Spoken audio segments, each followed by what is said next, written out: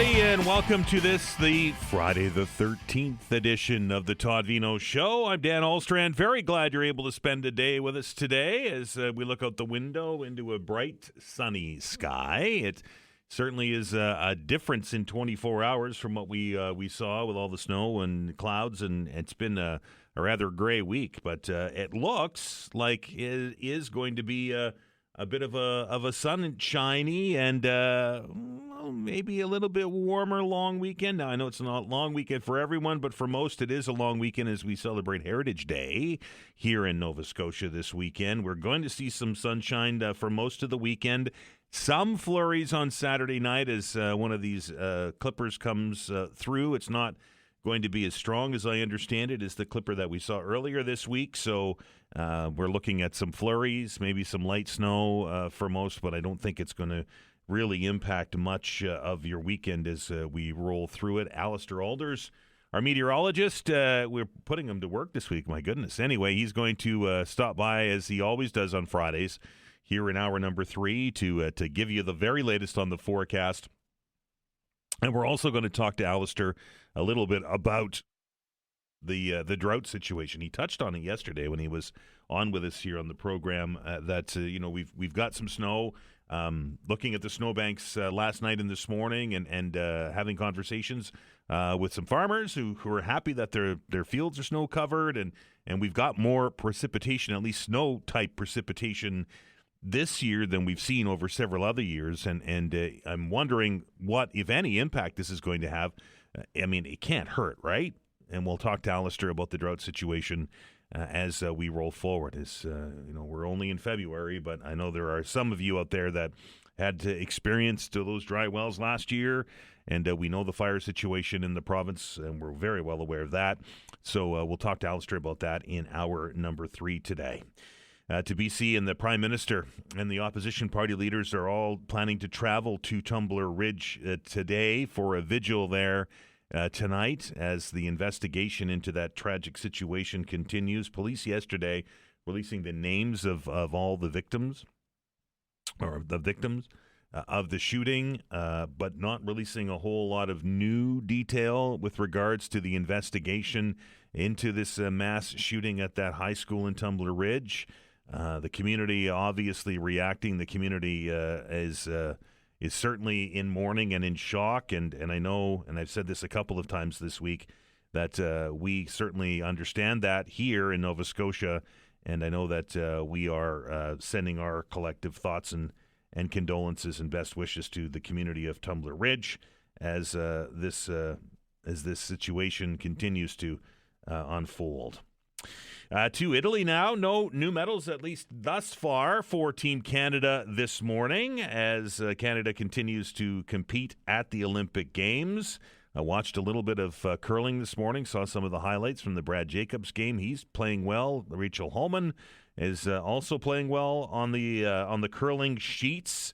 And boy, the hockey community and much of Canada still all abuzz after yesterday's opening match for the men's side of the hockey tournament for Team Canada. That was something to watch, wasn't it?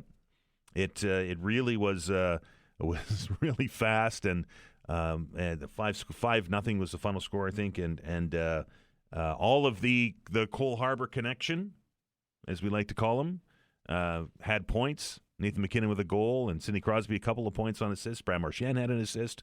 So Nova Scotia very well represented yesterday on the score sheet, and of course being very well represented on the ice. Not a lot of time to sit back and bask in the glory of that first win, though, is there? Team Canada will lace them up again today. They take on the Swiss later. I think that game's at 3 o'clock Atlantic time today. So you'll be able to watch that, and we'll watch the second game. The Canada's hockey women were successful in downing Finland yesterday after their rather lopsided loss to the U.S. Came back and hung a 5-0 score on the Finns, and now have a day off today as the quarterfinals in that tournament is set to begin tomorrow. Team Canada will face Germany in the women's tournament, and that one, of course, I know many of you will be watching, as I will, this weekend as we get into this into the full weekend of events for the Olympic Games here this coming weekend. There are other events happening, sporting events happening, of course. The Halifax Mooseheads last night. Wow. I think it went 9 players, the shootout last night with Shawinigan. And that is, that's got to be stressful, right? Not necessarily for the forwards, but for the goalies. I'm not the biggest fan of the shootout. I think that it's just an awful way to lose a hockey game that you battled hard for, but it is the system that we have. Anyway, the Mooseheads came out on top of that shootout last night, that 9-player deep shootout, and down Shawinigan. They also don't have a whole lot of time to rest on their laurels tonight as the cross-provincial rivals and really the cream of the Q League crop come into town tonight in the Moncton Wildcats. This game is always one that gets circled on the calendar, right? When Moncton comes to town, it's been a rivalry for many years. The Wildcats, though, are having one heck of a season, and they will come to town tonight to face the Mooseheads. That game goes at 7. The pregame show, you'll hear it live right here on 95.7 News Radio with Gareth McDonald. That's going to happen at 6:30, and it will be a busy and rocking house tonight as this rivalry game takes flight. And Vanessa tells me that we have a pair of tickets to tonight's contest. The Halifax Mooseheads hosting the Moncton Wildcats at Scotiabank Center. And if you want to go, why not go on us? 902-405-6000 or 1-877-801-8255. Caller number, Vanessa's rolling the dice. Oh, my smokes. Caller number 10 will take the tickets and get to go and experience that tonight. And I urge you, I know there's lots of stuff going on with regards to the Olympics, and you've all had a busy week with the weather. But if you've never been to a Mooseheads game, go. It is an experience. And I can tell you, when the Wildcats come to town, it's even that much more. 902-405-6000, 1-877-801-8255. Somebody just sent me a note and said, Dan, why'd you say it was Friday the 13th? You should have said it was Valentine's Day Eve. And I appreciate that, Ken. I really do. Valentine's isn't a thing for me, and my family has not been a thing. And I know it is for many of you, and I know that there's a lot of folks that are going to go out today and go, geez, it's Valentine's Day tomorrow. So they're going to go out and buy something for their loved ones. But Valentine's for me has never really been a thing. It feels like it's like a manufactured holiday. Some call it a Hallmark holiday because it was designed just to again make us go out and buy stuff. It just never really has been a thing, but I know that in Valentine's Day can be difficult for some who have perhaps lost a loved one or the whole thing. So, but anyway, for those of you that do celebrate, happy Valentine's Day this weekend, and for those of you that do celebrate and you haven't got anything yet, you still have time. The stores are open till 9:00 tonight to go and get that Valentine's Day gift for the person that you love. Just never really done it. Never really been a thing, at least in my family. But I know that many of you out there, will certainly will participate in that event. The Premier is back to social media again. This is an interesting sort of dynamic with Premier Houston, isn't it? It seems that when he wants to lay the hammer on something, right? He goes to social media to do it, and I'm not sure if this is like a trial balloon, or if this is an easy way for the Premier to sort of test the waters without having to be in front of cameras and answer questions from reporters. But yesterday, the day before, put out a rather long missive directed at the new incoming president and CEO of Nova Scotia Power, suggesting that he has a rather large task in front of him, and that the current Nova Scotia Power business model doesn't work, and that the constant coming back to the ratepayers for additional money every year, it seems, is not something that is workable in 2026. Anyway, if you are curious in reading it in length, and it's long, I'll just say. You can grab it off of, I think it was on his Facebook page. It's probably on all the social media channels that the Premier has. But this is an interesting way that politicians communicate these days, right? It gives them, I mean, politicians, since politicians were created, have been issuing statements, right? They would be an official statement that comes out on XYZ issue from the office of the Premier, and it would be in quotes, and then but this is a new way. This is a way, and to be honest, the Premier's got himself in a little bit of hot water on some of these topics in the past. This one, I don't know if he's going to get in hot water over, because I think he's echoing the sentiments of many Nova Scotians these days with regards to how broken Nova Scotia Power is, and how the utility is in need of a significant revamp. If you were listening to the program yesterday, you heard one of our callers join the show and say that he had come across a job ad for Nova Scotia Power that they're looking for a change officer, which is technobabble office speak for somebody that is going to take a look at the workings of the utility and perhaps make changes. I don't know if that's to the benefit of the consumer or to the benefit of the parent company, which is Emera, but change officers are brought in for that reason and that reason only. Time for us to take our first break here on the program today. It is the Fabulous Friday edition, even though it is Friday the 13th. When we come back, we'll have a conversation with Nova Scotia MP Braedon Clark, who's got a bill before the House of Commons that's moving forward and has to deal with young Canadians and housing. We'll talk to MP Braedon Clark when we come back. You're listening to The Veinotte Show. We're back after this break.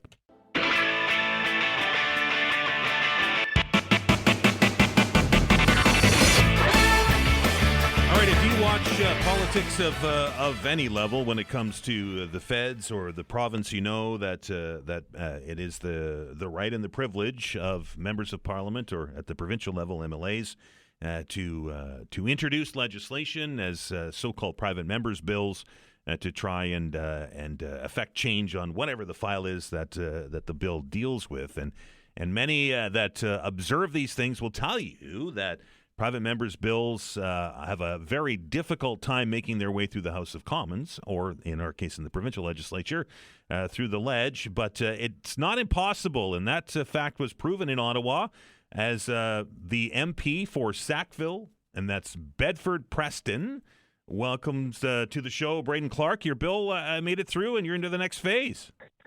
Well, thank you, Dan. Thanks for having me. Yes, we had our vote yesterday in the House, yesterday evening. Bill C-227 is the bill, 169 to 152. So it was, really exciting day for me. So second reading is done, and the next step in the process is going to legislative committee. Don't know exactly when that's going to happen. It has to be scheduled, but sometime in the next couple of months, it'll be at committee. Braedon, I know involves a lot of moving parts in this bill, but what's the Coles notes on it? What's it designed to do?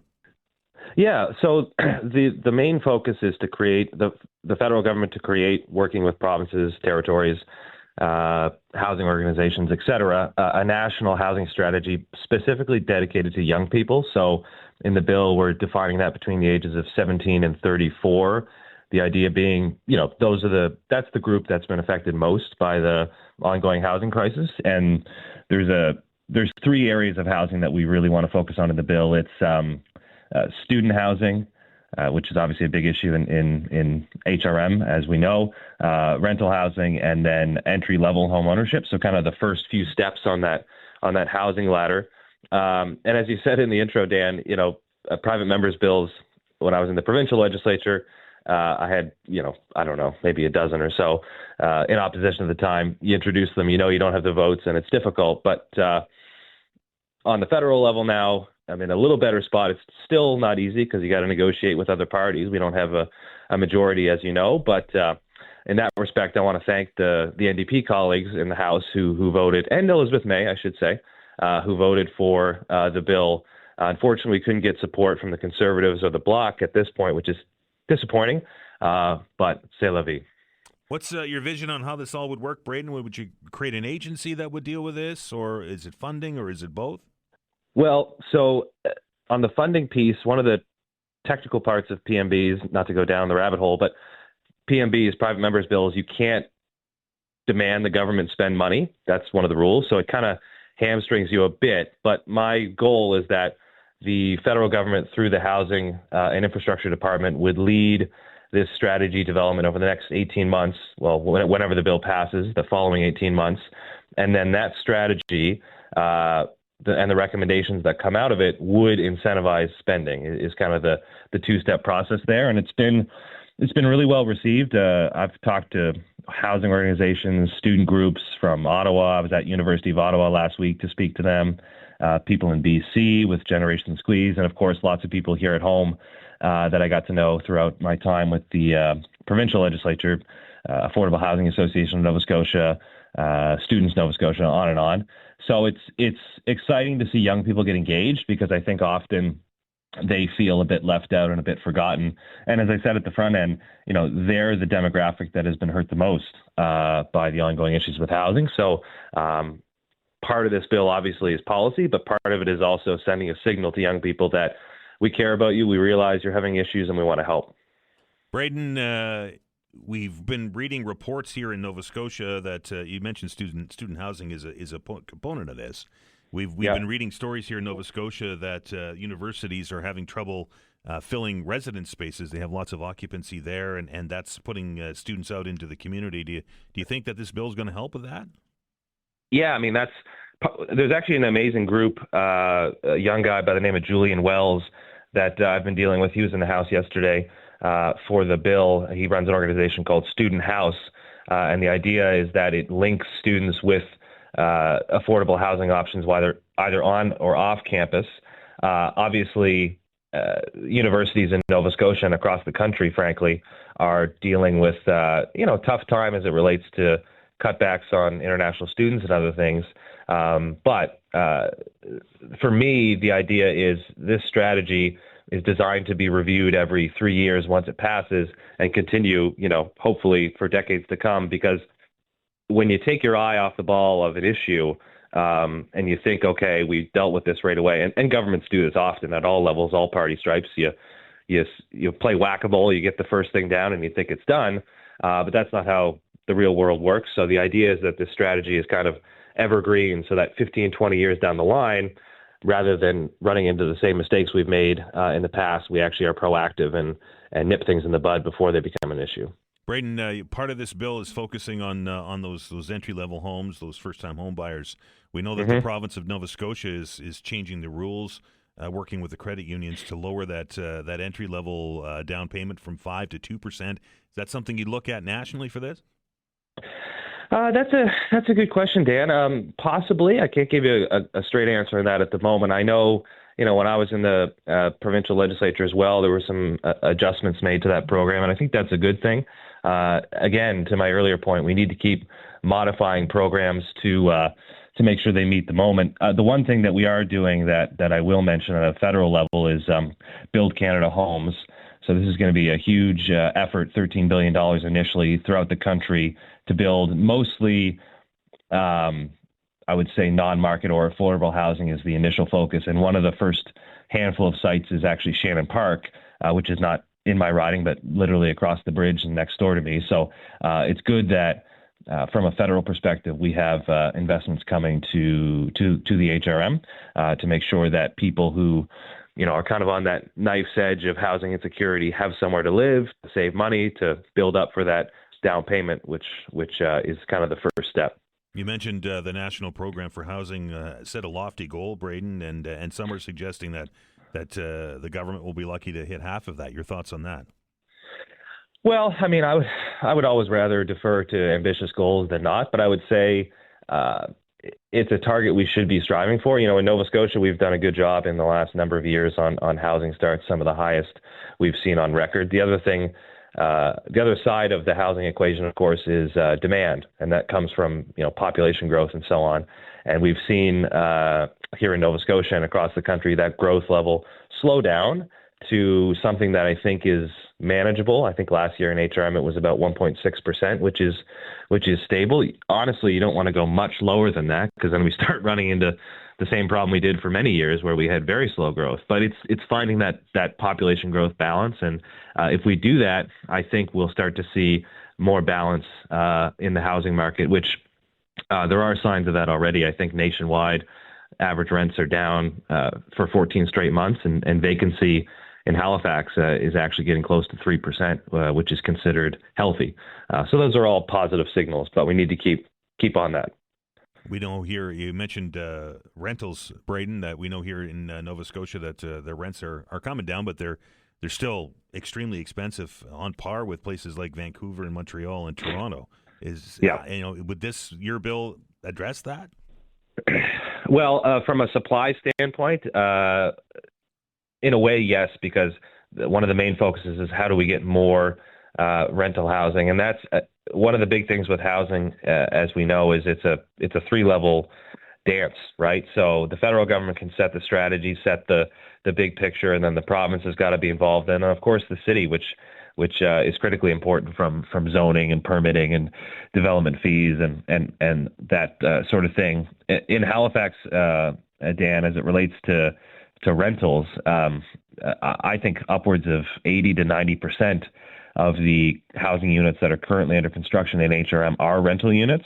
So over the next 2 to 3 years, as those projects finish, I think the rental market will continue to move in renters' favor, which is long overdue, because as you say, rents are stabilizing or coming down, but still far too many places across the city. You've got rents starting with the number $2,000 and up, and that's a really big price for somebody, especially a young person who's trying to pay down student debt or save for a home or get married or any of these things that people do. Braedon, you mentioned it still needs to be scheduled. Do you have a wish list or a hope for when you'd like to see this come to third reading? Well, that's a good question. Things are unpredictable at the best of times, but the bill has to be heard by the committee within 60 sitting days. So my hope is that if we're lucky, March, April, to get the committee heard, and then it would go back to the House for third reading. So if we can get it all done before we adjourn here at the end of or at the middle of June, that would be ideal. And I think that's very possible. Then it would have to go to the Senate as well.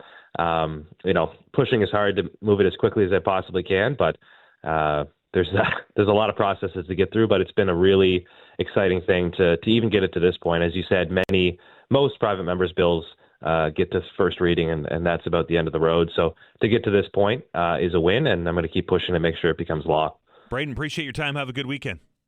Thank you, Dan. You too. That is Braedon Clark, the MP for Sackville, Bedford, Preston, with a new bill before the House of Commons. That's through second reading. That's going to deal with affordable housing issues for younger people in our part of the world. Time for us to take a break. We're going to get an update on the news here at the bottom of the hour. And when we return, we're going to keep our focus on Ottawa when we connect up with our friend from Abacus Data and Summa Strategies. That's Tim Bowers, and he's here after the news.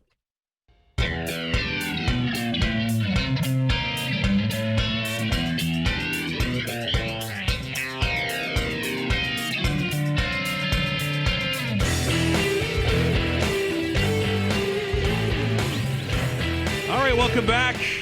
It's been it has obviously been a week here in Canada and across the country, and I know many of us are still absolutely heartbroken with the tragic events out of BC and out of Tumbler Ridge, and of course that has kind of overshadowed everything in Ottawa this week as the country tries to come to grips with a mass shooting tragedy. And very pleased to welcome into the show today our friend from Abacus Data and Summa Strategies. That is Tim Bowers. Tim, it certainly has dominated the agenda this week, hasn't it?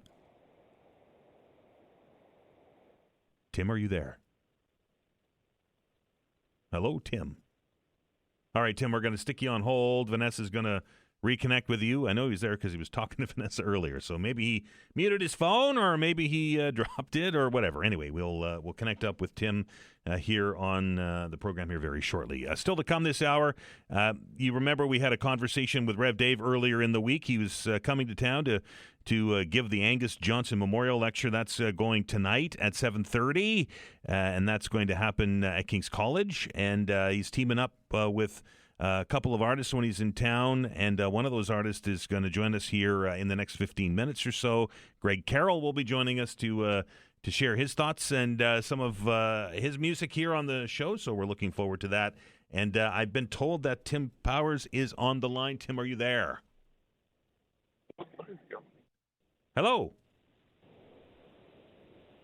I can't hear you, Tim. So I'm going. I can hear you, there Dan. You are. There you are. Hello. I think there's a line in here about the, your parent company's service provision, but we'll leave that for now. How about that? Fair enough. Tim, the intro earlier on, obviously the tragic events in Tumbler Ridge have really dominated the agenda in Ottawa this week. Yeah, and across the country. I mean, it's just so heartbreaking, Dan. This story connects to us in Newfoundland and Labrador because one of the victims, the mother of the alleged shooter, comes from the small community of Lawn. It's just hitting everybody so hard. As a parent, you look at this and you think but for the grace of God, could something terrible happen to any of us? It's just heartbreaking.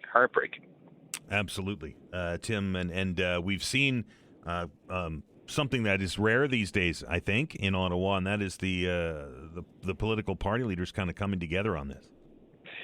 Yeah, and so they should. I mean, I think they're all going to be at the memorial service in Tumbler Ridge today. That's absolutely the right thing to do. And I think, look, in the case of Mr. Poilievre, he has school-age children. Prime Minister Carney has had kids go through the school system. I think Mr. Blanchet, I believe, has some children as well. So they can relate. I mean, they are parents first. You saw that in the responses of both Carney and Poilievre. Like, it really shook them up because we don't expect this to happen in Canada. We don't expect it to happen in small communities, but we've had it before, and it just breaks your heart.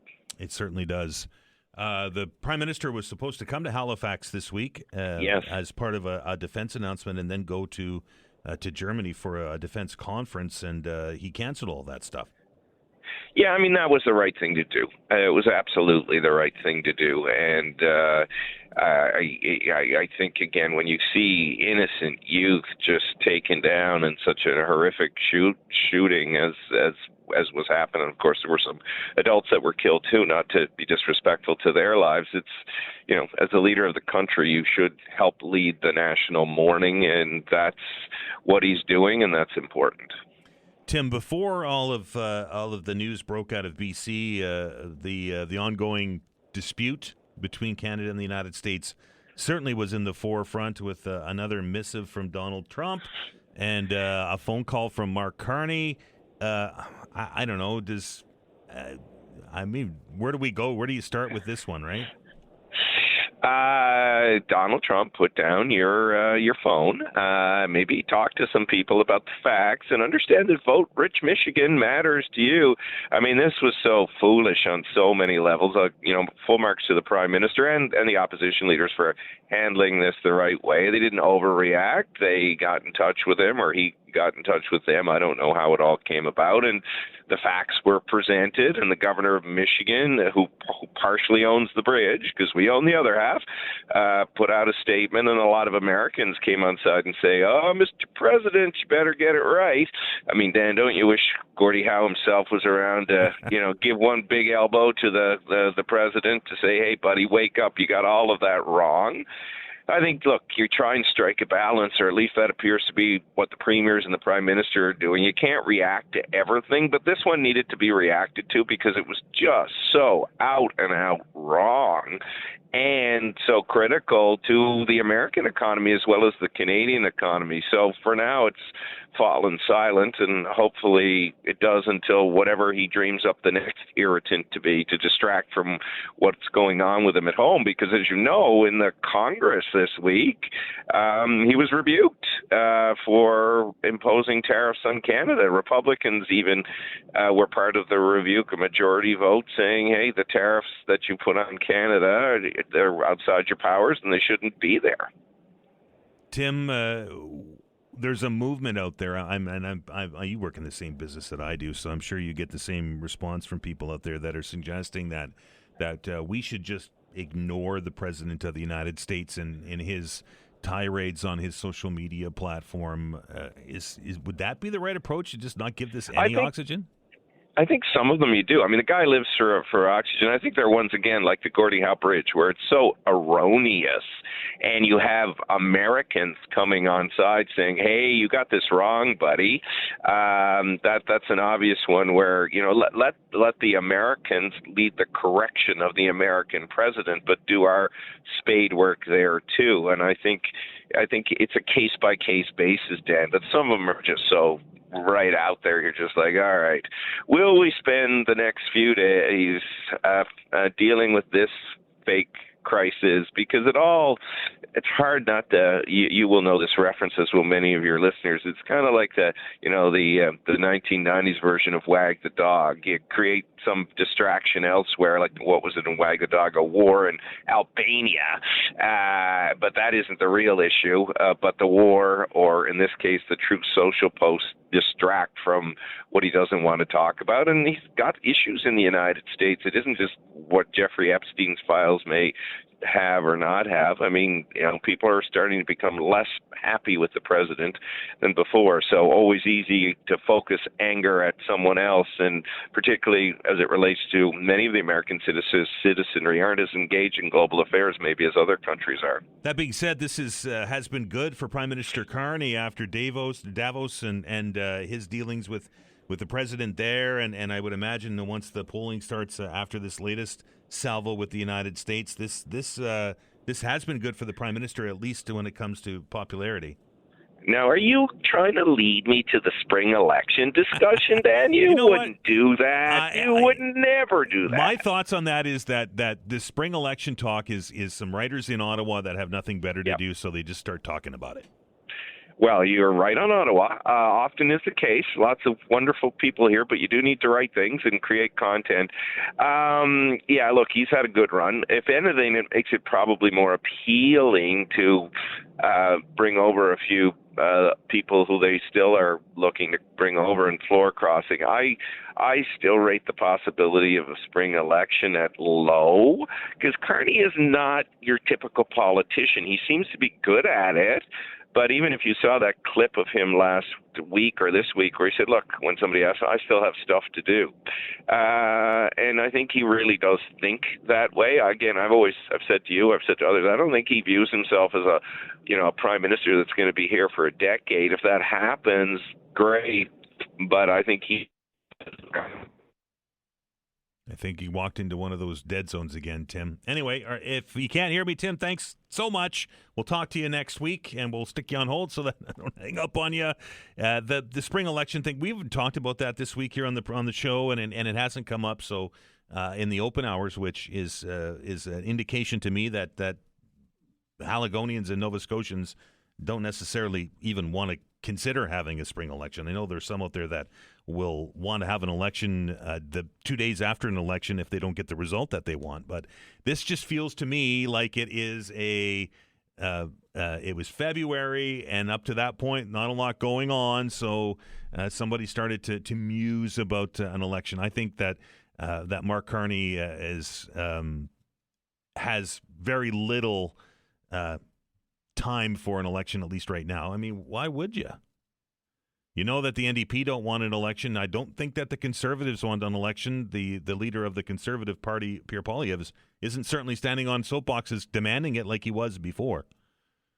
I just think that it's just trying to create something out of nothing.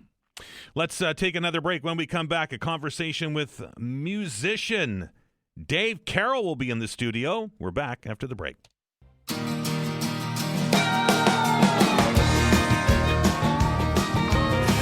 side of the mountain got me counting all the ways, I'm barely getting by. This side of the mountain.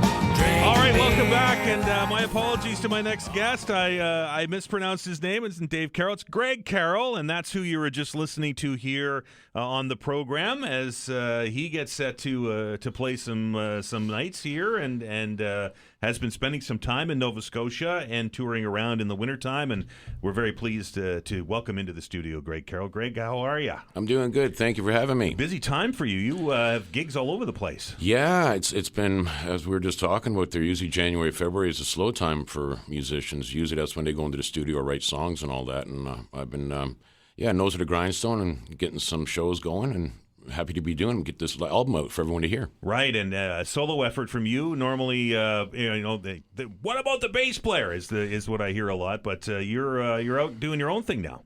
Yes, I have a fantastic young band called the Misdemeanors. And speaking of bass players, I have a good bass player, and I would not want to be in his shoes. I would not want to be that bass player.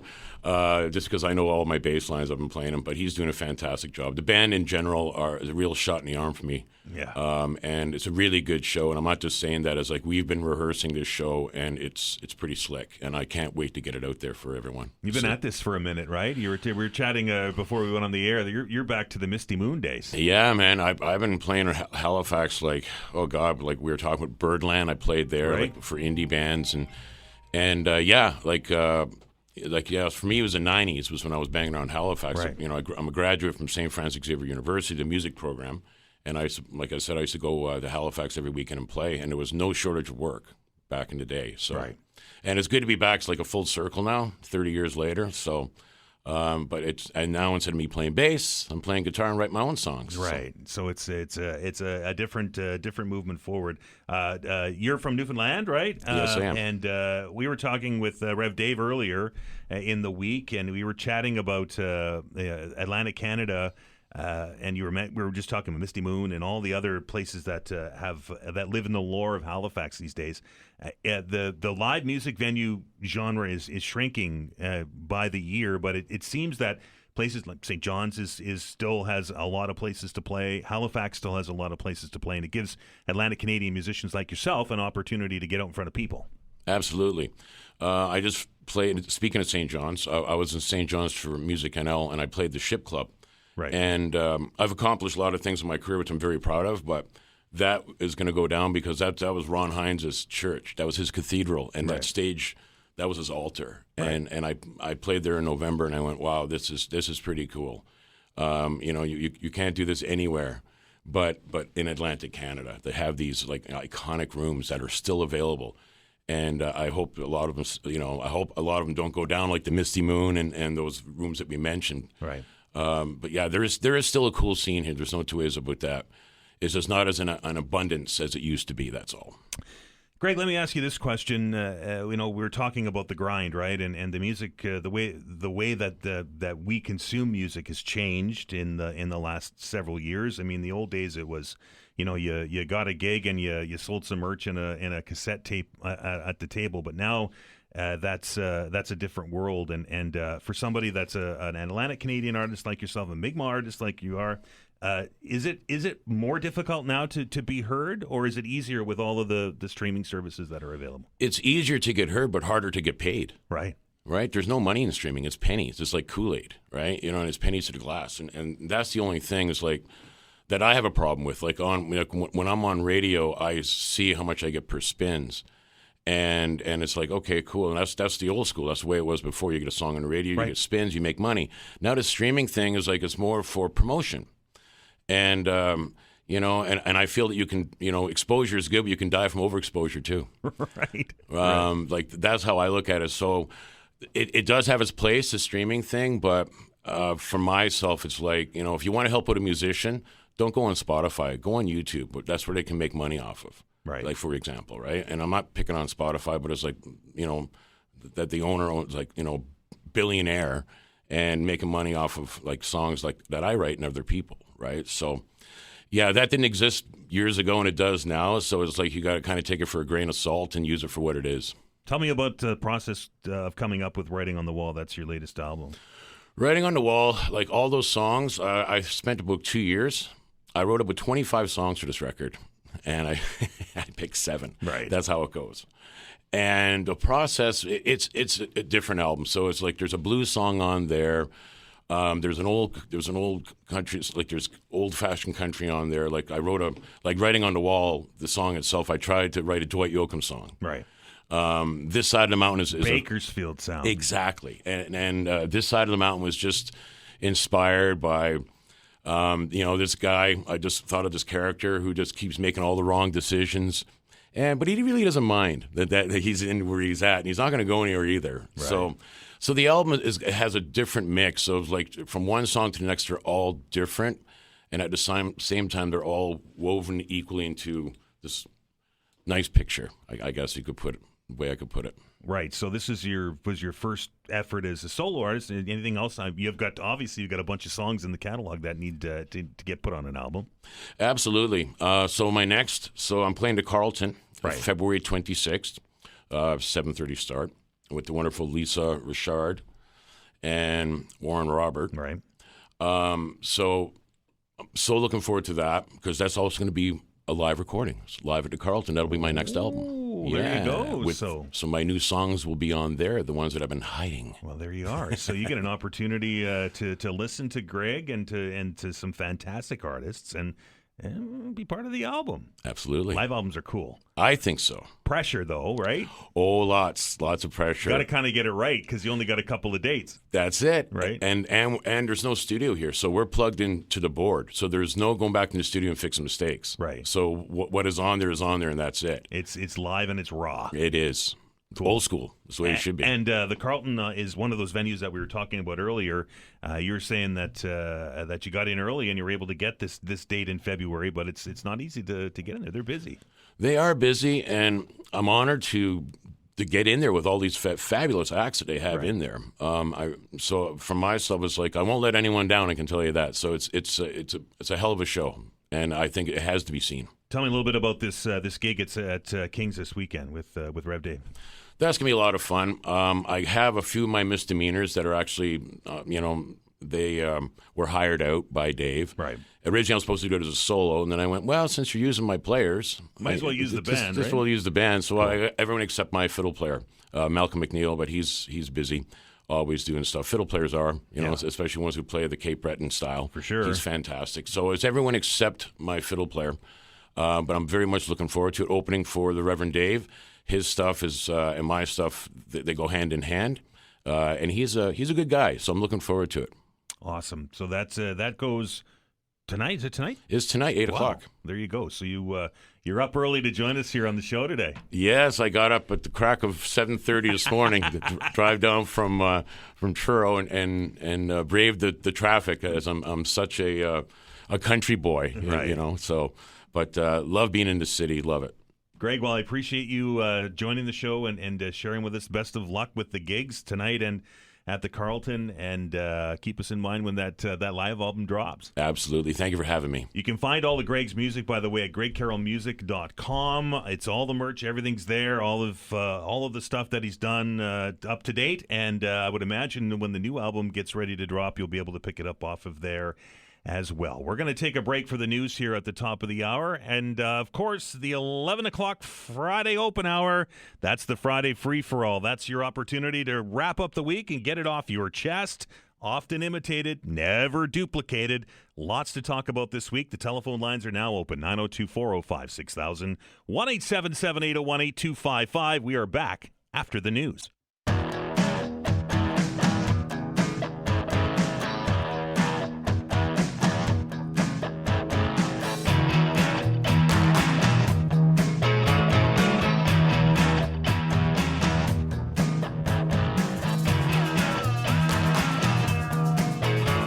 Welcome back to the Todd Veinotte Show. It is Friday, and that means it's now time for the Friday Free-for-All. Your opportunity to lead the conversation this hour is for you. You can bring whatever it is to the table that you'd like to discuss. The telephone lines are now open, 902-405-6000 or 1-877-801-8255. Certainly lots to talk about this week.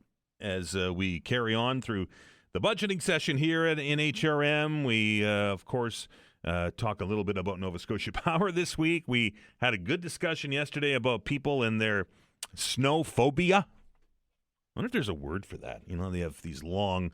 There's a phobia for people that are afraid of Friday the 13th, which it is today. By the way, there's two of them. There's one next month too. I don't recall having Friday the 13th back to back in months. I'm sure it's happened before, but I don't recall it. Anyway, that could be something you want to talk about. We can certainly talk about that hockey game yesterday. I know many of you watched it, and there was some questions leading into the Olympic hockey tournament for Canada's men's team. There was some questions surrounding the situation in goal. That seemed to got answered yesterday. Jordan Binnington, who was fantastic in the Four Nations Cup, continued to be fantastic yesterday. And, of course, Team Canada coming out on the winning end of a 5-0 decision over Czechia. The Cole Harbour Connections, as I've been calling them, Sidney Crosby, Nathan McKinnon, Brad Marchand, all with points in that game last night or yesterday afternoon. So you might want to talk about that. You can talk about whatever it is. That's the beauty of the Friday Free-for-All. But the key, folks, is that you need to call the show and actually start the conversation. And the telephone lines are wide open. 902-405-6000 or 1-877-801-8255. Vanessa sent me a note, and I am not going to get the pronunciation of this right. Is it shinophobia? Is that the right terminology for Friday the 13th? Oh, no, there is. Sorry, that wasn't Friday the 13th. Shinophobia is the fear of snow. So apparently there is a phobia that's been attached to this.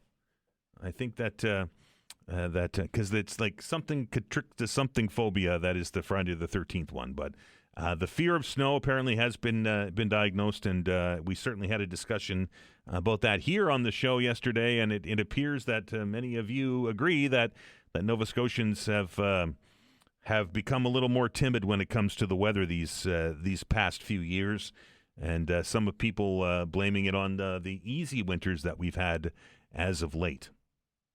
902-405-6000 or 1-877-801-8255. That is the number. I don't know if you heard our conversation with Tim Powers earlier in the show today. We were discussing the aftermath of the bridge blow up. Do you remember that from earlier this week when President Trump put out a, lack of a better term, a diatribe on his social media platform that was full of errors with regards to the new bridge, the Gordie Howe Bridge that's being built between Canada and the United States, between Ontario and Windsor. The Prime Minister having to make a call to kind of correct him, and that sort of went away very quickly, as quickly as it came. Some of you criticizing me on the show when that happened for giving this thing oxygen. There are some that I've read that have posted to blogs and on social media that suggest that we let Donald be Donald and to do his thing and not give it any oxygen and be quiet and just let him talk about what he's going to talk about. I took exception to that earlier this week, and I still disagree with that. I think that when the President of the United States uses a social media platform to communicate policy, he doesn't use the lectern and the President of the United States backdrop in the White House to make policy decisions. He announces most of the stuff that he wants to do or is done on social media. But I can see the argument. I can kind of see where you're coming from with regards to just, not giving this any oxygen. But I mean, it was a pretty significant statement that he made. Anyway, 902-405-6000 or 1-877-801-8255. All right. Vanessa sent it to me. I'm going to try here. Catriaphobia. Whew. Paradexy decatrophia. Easy for me to say. Anyway, that's the fear of Friday the 13th. It appears that everybody's starting off their long weekends early, right? Phone lines are pretty light, folks. Good chance for you to get on very quickly here. 902-405-6000 or 1-877-801-8255. That is the telephone number should you want to join the conversation. The Heritage Day weekend, I got a couple of emails from people yesterday when I had mentioned something with regards to that. And not everybody gets the day off on Monday. We do here at the show. We won't be here on Monday. We'll be enjoying Heritage Day and getting out and enjoying Nova Scotia. But somebody sent me an email, and I don't have it handy, but sent me an email earlier this week that said that he was a federal employee and that wouldn't be getting that vacation day off. So it's interesting, this dichotomy of federal and provincial holidays. We know that Natal Day is one of these weird ones, right? This one looks like it's a retail closing day, though. There are listening to the stories on the way into the show today. It sounds like most of the retail outlets and malls and those kind of things are going to be shuttered for Monday. So interesting that there's always that argument, right? When it depends on where you work and for what form of government that administers that you get those holidays. And Remembrance Day is the same way, right? Remembrance Day should be a no-brainer. That should be a federal holiday and should be right across the country so everybody can get out and participate in Remembrance Day services. But that's not the case, right? There are some provinces where people work that day. Not the case here, but that is the case for many. 902-405-6000, 1-877-801-8255. We're going to take a break here. The Friday free-for-all continues. We're back in a few minutes.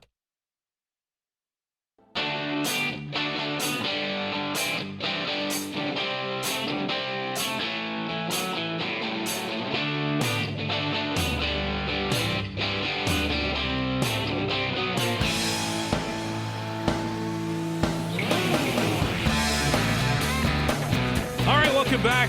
Friday Free for All underway. 902-405-6000, 1-877-801-8255. Let's go right to the phone lines. And we say hello today to Dave.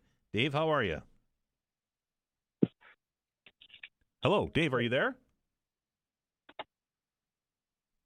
I'm going to stick you on hold, Dave. I cannot hear you. 902-405-6000. Or 1-877-801-8255. That's the second time today that this has happened, and I'm wondering if there's a nefarious creature that is messing with our phone lines today. Let's try AJ. AJ, how are you?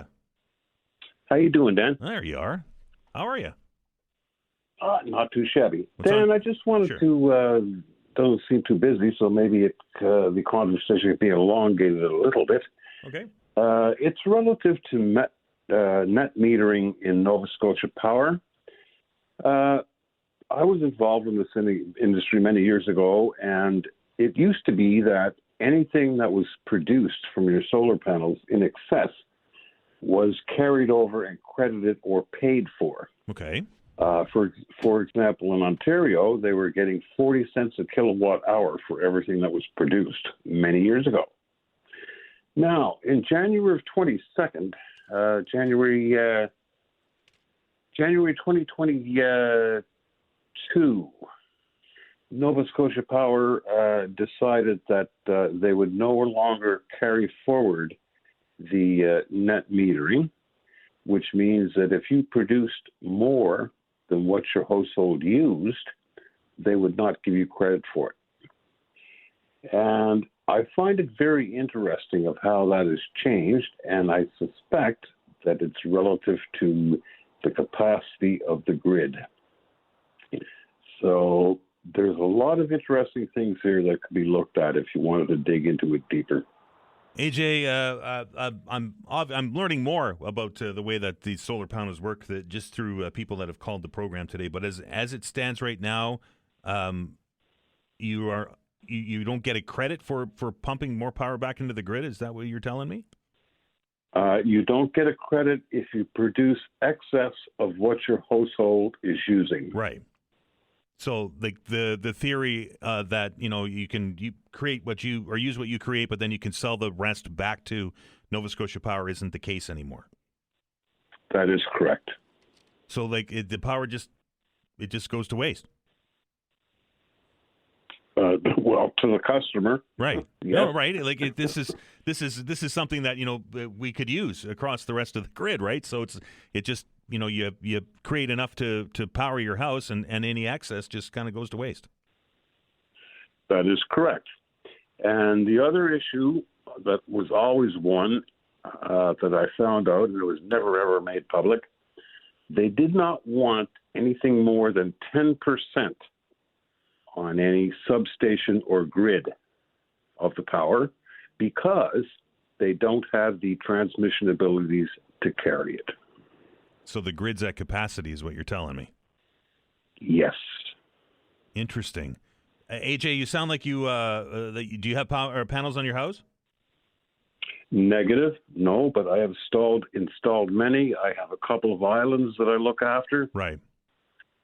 So a couple of our callers, AJ, have suggested that the rules surrounding storage of your own generated power, the batteries, could use an upgrade here in Nova Scotia. What are your thoughts on storing that extra power? As in on-site or yes. as on-site, in your backyard? In your backyard? Well, first of all, okay, you're using lead-acid batteries most of the case. Right. These batteries do require an equalization charge at least once a year, which means you have to drive a high voltage, high current in them to burn off the sulfites on the plates. Okay. Which brings the batteries back to their normal standard. Being off-grid, and if you want to be completely off-grid, you have to have a humongous battery bank. Forget about trying to power an electric stove, an electric heater, or anything along that line that is high draw in wattage and amperage, because the inverters are not going to take that. So it's a scenario of the system has to be well designed for what you need. I'll give you an example. Sure. I did a system on an island, off-grid, and the condition was, his wife said, she said, I realize I'll have to be conscious of power, but basically I want to be able to do, the same things as we've always done. Consequently, we put that system in with a wind turbine, humongous battery bank, a good-sized generator that could equalize the batteries when necessary. Right. And, it worked fine. But you're talking a lot of money here. I was going to say that sounds expensive. Yeah. Very much so. That one was $90,000. Holy smokes. Wow. But good work, yes. It's possible, but it's cost prohibitive is kind of what you're getting at, right? With today's technologies in batteries, even with lithium, it's scary. I certainly would not want to put in a lithium battery bank in a home in the event of a fire, God forbid. Right. And the other thing a lot of people don't realize, when you charge a lead-acid battery, it gives off hydrogen. Very flammable. Consequently, you have to design your system so that with a fan and a vent, so that the hydrogen is evacuated outside, right? Yep. Yeah, it has to be vented. So there's so much to this that a lot of people don't know, and I don't know if it's misinformation or they just don't understand. My point is research everything carefully, but it really bothered me in 2022 of January. Quietly, Nova Scotia Power said nothing, and they just cut off the excess. So they wouldn't even carry over your credits. AJ, I appreciate the knowledge and I appreciate the education, sir. Have a great weekend. Have a good one. 902-405-6000, 1-877-801-825. I often think about these things, right? And I walk around the neighborhood, in my neighborhood in Clayton Park, and I look up and I see a lot of people have gone through the expense and have panels on the roofs of their houses. Now, I know that some of them are for hot water. I know some people have called the show and told us that they have panels that are designed to heat water for them, and I understand that. But I think a majority of them are for electricity generation, and you can't, at least according to our last caller, that Nova Scotia Power doesn't. If you make more than you use, you would think that Nova Scotia Power would take that, right, and charge you or credit you X amount of dollars or cents per kilowatt hour. And that's something that they don't have to generate at Tufts Cove or other generating facilities, right? It kind of makes sense. Now, if AJ's correct and the grid is at capacity and is unable to handle that, then that's certainly adds to the discussion. It was interesting. He said that in Ontario they were crediting 40 cents a kilowatt hour. I looked at my last Nova Scotia Power bill, and by the way, I said I was going to take a look at it. I did. I have had two read by human being billing cycles, not just one like many of you have had. So mine is my bill is pretty close to where it was last year. That being said, Nova Scotia Power is charging me 18.5 cents a kilowatt hour, and if they would credit me 40 cents a kilowatt hour, I think we can see the benefit of that, right?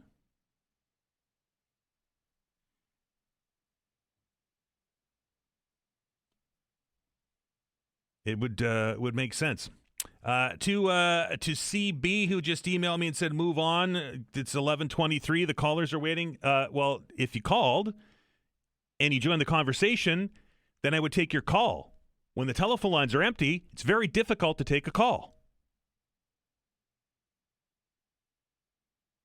It's a call-in show, folks. 902-405-6000, 1-877-801-8255. Hello, Sylvia. Hello, how are you doing? I am well. What's on your mind? Well, I was just thinking about, all the crap that's going on in the world, the shootings and this and that. It's horrible. But I was just looking out my kitchen window today, and I'm looking at the sky, and it's like not a cloud in the sky. Beautiful sunny day. Haven't seen it in a long time. Right. Beautiful snow, driveways plowed, roads are cleared. I just wanted to say, appreciate the beautiful weather we're having today. Absolutely. Sylvia, I 100% agree with you. Don't forget about it, but at least give your mind a break from all the crap that's going on in the world and just enjoy the beautiful day that we have today. Have a great long weekend. You as well. 902-405-6000, 1-877-801-8255. Get to the phones after the update.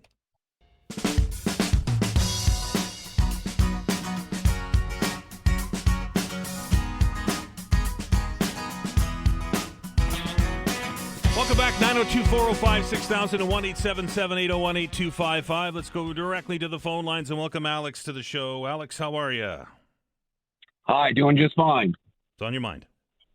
Yeah, you had a caller a few moments ago talking about solar. I just wanted to put in that when you get approved for solar, they have it scaled so that it's supposed to be the size that your home uses in electricity, as in it's set up that you do not produce significantly more than your house would use. Right. So back a while ago, I have solar panels on my home, and we were grandfathered in when they would write you a check every year on the surplus power if you did have a surplus. Now they've gotten out of doing that. But the idea is that the check was never very much at all because they're trying to scale these systems to reflect the use of power in your home. And I would imagine to discourage people from setting up great big systems and trying to turn that into a job, right? Yeah. So, why not let people do that? Oh, I agree. I think it's a great idea, and it doesn't cost them anything for the generation, right? Absolutely not. And it should be incentivized to create clean power. If you're taking that equivalent of coal or, whatever they're burning, and you're taking that out of the scenario, and somebody took it upon themselves to, buy the capital of this equipment, the real part of the funnel here is the infrastructure and the power lines, right? Right. So once again, as your caller did identify, that there's a certain amount of balance that is difficult to have so much power at one time on the lines. But this is a direction that the world is going. So why would Emera drag their feet? Because they would rather charge us for the coal and burn it. Kind of makes sense. Appreciate it, Alex. Okay, see you now. 902-405-6000, 1-877-801-8255. Let's say hello to Tony. Tony, how are you? Good morning, Dan. How are you this morning? I'm good. What's on your mind? Well, first off, I would like to see people call in to these open hours, because if they don't, they won't be around any longer, and that's one of the most important things. People died in wars, so we could give them opinions, and I think any of you out there, I know there's a lot of people comment on our Nova Scotia Free Speech Bulletin Facebook group, but they're not calling in here. Then they need to call in here. Like Bill C9, it's a dangerous bill. Kay brought it up the other day. They're all calling in about Donald Trump. We're too focused on Donald Trump. Mark Carney, our prime minister, is destroying this country with these bills to take our freedoms away little by little. And people need to pick up the phone and call into you. You're doing a fantastic job, by the way, Dan. Thank you, Tony. Filling in for Todd. Tony, let me ask you this question. Why is Bill C9 going to destroy the country? Anything the government feels is hate, they're going to attack you. They're going to punish you. Like podcasters, what they deem as hate, a church minister, they'll deem as hate. You'll be charged for it. Like, they're taking our freedoms away. People really need to look into this. There's a lawyer called Lisa Lawyer. She's been on my podcast before, and she's talking about this Bill C9. It is very dangerous. There's also another bill that's dangerous out there, Bill 208, the basic living income. People think that you can't get people working now. If this bill passes, no one's going to want to work. If they're going to give you $2,000 a month, you're going to sit home and you're not going to work. And that's the way this ball rolling. We're too focused on Donald Trump, and I think that was purposely put out there by the mainstream media. So we're not focusing on what is at home, and we should be, Dan. Donald Trump's comments were purposely put out by the mainstream media? They went onto his social media site and put it out there? Dan, we're purposely focusing on Donald Trump when we should be focusing on our own country. We should care about our own country. Like the people that are passing away, excess deaths. No one's focused on that. Tony, one more question. We got a bunch of callers. So one more question I'd like to ask you is why should podcasters not follow the same rules that I have to here on the Todd Veinotte Show? Well, I'll give you an example, Todd. I don't make a cent for anything I do. I do for free. I'm trying to save my country. I enjoy talking to people. I don't make nothing. But you're not answering my question, Tony. Why are the rules different for what you do and what I do? Rules? Yeah. They're not rules. The rules are they're trying to stop freedom of speech. That's what they're trying to do, and that should never be. That should never be taught. You should be allowed to give an opinion. You don't have to agree with it, but you should be allowed to give it. And this Liberal government has stopped that. Actually, you can't even share a post from the Todd Veinotte Show. It's against the rules. I mean, this should really raise red flags, because that should be a democracy. Tony, the reason why you can't, and I appreciate it, Tony, and thanks for the call. The reason why you can't share a post from the Todd Veinotte Show is because Facebook and the other social media platforms are in a fight with the government over paying for using news content. And because they lost to the government, they're not letting our content appear. It's not the Liberal government that is stopping the posts from happening on social media. It's the social media companies. 902-405-6000, 1-877-801-8255. Hello, Dean. Hey, how you doing? Good. What's on your mind? Well, I was going to talk about solar panels and that, but your last caller got under my skin a little bit. Okay. Bill C9, yeah, the hate and all that. It's not stopping you from giving your opinion. It's just give your opinion without having to put other people down or say negative things about other people in other groups. Like, it's, to me, if you have to have a hate comment in order to get your opinion across, your opinion ain't worth shit. Sorry about that. Your opinion ain't worth anything. You wanted to talk about solar panels, Dean? Can you hear me? I can hear you loud and clear. Solar panels, go ahead. Yeah, but it was just about that last caller. Yeah. That can be another day. But the solar panels, you're saying that the excess power just goes away. Mm-hmm. I cannot see Nova Scotia Power just letting it go away. They're getting it for free. I would almost guarantee, and I don't have any facts to back me up, but it might be a question if you ever have somebody from Nova Scotia Power on, where does that power go? It goes into the grid. They're getting it made for them for nothing, and they're charging everybody else for that free power. Thanks, Dean. Appreciate it. 902-405-6000, 1-877-801-8255. That is the number if you want to join the conversation. Let us welcome Dave to the show. Dave, how are you? I'm very well. Dan, how you doing? I am well. What's on your mind? Good. I just want to change gears. Just talk to you a little bit about the Olympic hockey. Did you watch the game yesterday? Yeah, saw most of it. They had no problem with the Czechs. I'm not as thrilled about Olympic hockey as I used to be. I'm really not too entertained in watching Canada beat Switzerland 8-1 or France 7-2 and Latvia. Right. They're really not competitive games. But myself, I don't think the NHLers should be in the Olympics. Why not? Why is that, Dave? Why not? Well, the Olympics was originally for amateur athletes only. Mm-hmm.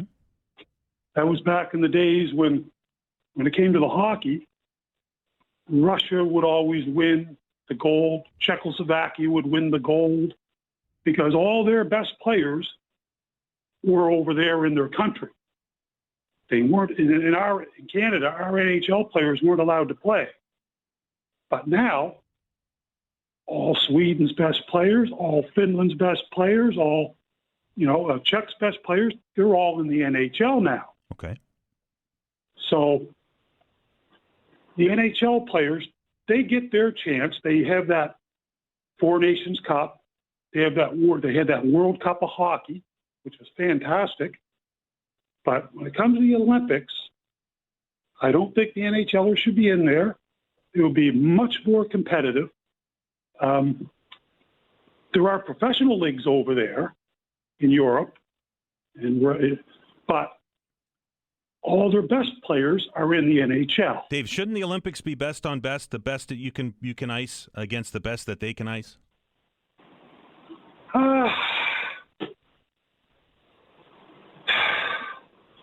Right? It's only every 4 years, right? And I will tell you that most of the athletes that you've been watching on the Olympics, they're no longer amateurs. They're all getting funding of some sort. I realize that, but when it comes to the hockey in particular, like over there, the professional leagues in Europe now, there's lots of Canadians playing over there. For sure. So we could pick from them. I'll tell you who I'd like to see over there playing, Dan, representing Canada. Who? Was that team from 2 seasons ago in New Brunswick, the University of New Brunswick Varsity Reds. The Reds, yep. And they could add a couple players if they needed to, and they probably really didn't need to. They were that good. I don't know if you remember or not, but that season, they went undefeated. That season, yep. In the tournament, yeah. They didn't even have a goal scored against them. Yep. In the Nationals. That's unbelievable. For sure. Dave, I'm up against the break, sir. I appreciate the call. Have a great weekend, okay? Okay, Dan. You too. Thanks. Have a good one. 902-405-6000, 1-877-801-8255. The idea of amateurs and the Olympics is no longer. It's gone. So if we're going to have games every 4 years, best on best, That's the NHL. We're back after the break.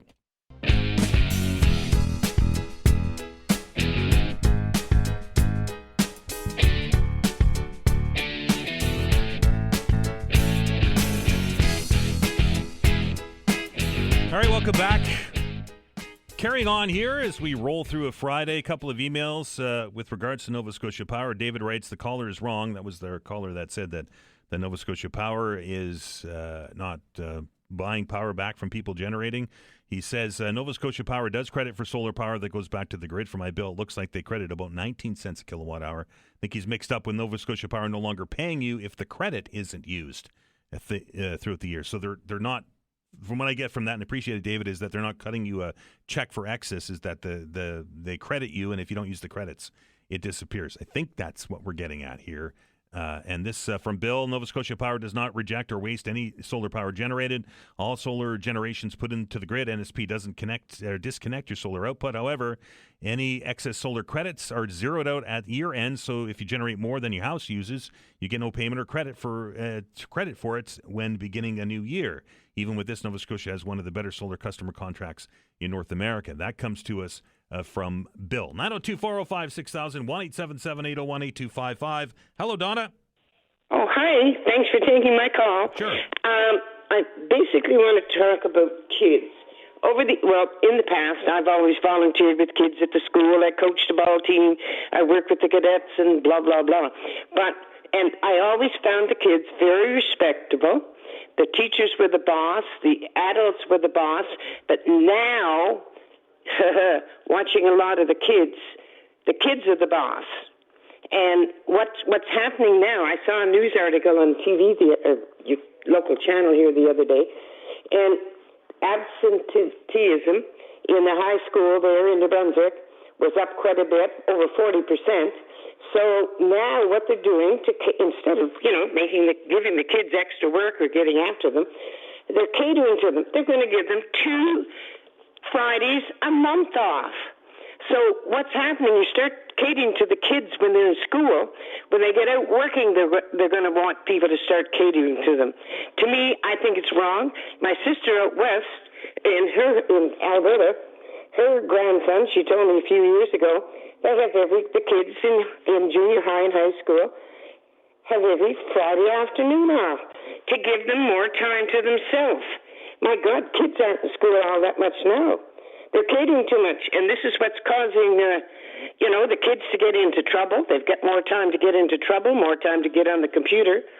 And as far as all this, now this is my opinion, all this gender baloney and pronouns and stuff, leave that out of the schools. It's confusing the kids. There's a little 5-year-old kid came home to her mother, and she was crying. And the mother said, "What's wrong?" She said, "Well, the teacher said I can be a boy, but aren't I a girl?" And the kids are confused. Leave them alone. If somebody wants to transgender, in my opinion, let them do it at age 18 or so, when they've had years to say, I think I like being a boy, or I like being a girl. Let them do it at a later age, not at age 10 and 12. But, I mean, you know me, I'm very opinionated.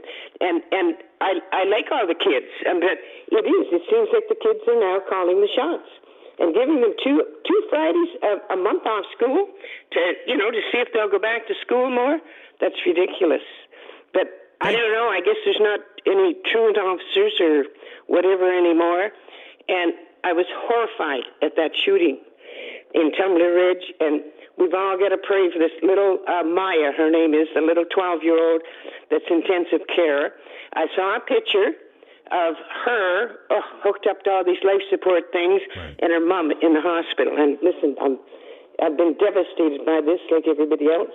And I'll shut my mouth because I tend to ramble sometimes. But all right, Donna, I'm really upset about kids. Have a great weekend. I appreciate the call. 902-405-6000, 1-877-801-8255. Boy, if a couple Fridays off a month, I think that would be nice, wouldn't it? With regards to the truancy, I don't think there's been truant officers for a long time now. But absenteeism and increasing days off, is that the message that we send? That if you just take days off and then we start giving people more time off. I get it. I understand mental health, and I understand sickness, and I understand that classrooms can be petri dishes. But really, give them more time off? And they have too much time off now, right? This is what we're creating, moving into the workforce. And how does that work when you get into the quote unquote real world? Let's welcome Sam to the show. Sam, how are you? Good. Thanks for asking, Dan. How are you? I am well. What's on your mind? I just wanted to make a quick comment on one of your previous callers, Tony, who was talking about free speech in Canada. And I just want to preface it by saying that I'm not going to try and make fun of him, because I do completely understand where people come from when they're nervous or anxious about the possibility of government overreach, because you don't have to look very far in the history books to see that it can be a problem. For sure. But I just wanted to pose a quick question to Tony. Is the irony of the fact that he sounds like has an entire Facebook group and podcast dedicated to criticizing the Liberal government and claiming that the government is making free speech illegal, lost on him at all? Because on the one hand, he's got a podcast and a Facebook group where he publicly criticizes this government probably on a daily basis. Also not here to provide an apologetic for the Liberal government, just trying to point out the irony, see if he notices that.